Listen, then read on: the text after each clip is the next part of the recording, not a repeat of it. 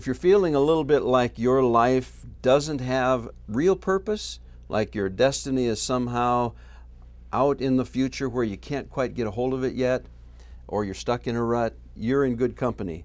If you ask most people, they would share some frustration.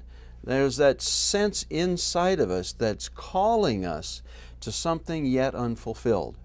Well, there's a story in the Old Testament you're probably familiar with about a young teenager. His name was David. He became the king of Israel. One day, the prophet of God, Samuel, paid a visit to David's household. And David's father paraded all of David's brothers in front of the prophet because he was there to anoint the next king of Israel.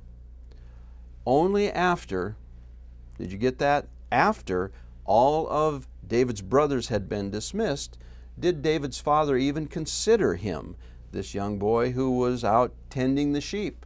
He was just a boy, and he was certainly the least of all the brothers at that point in his life. But you know the story well. He was called in, and the prophet said, "That's the next king of Israel." He anointed David king.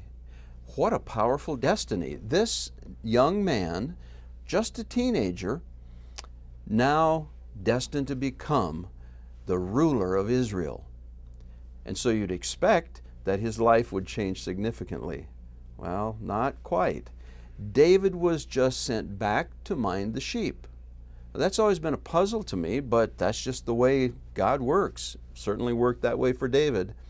David had to go back to those stinky sheep, and it was a period of time before he was ready to become king of Israel. You have a destiny. God has a plan. He knew you before you were in your mother's womb. And He says, "I know the plans I have for you. They're good plans, plans to prosper you." But sometimes we have to do just what King David did. We're certainly not better than King David. David, as a young boy, had to wait. He had to learn, and he had to listen.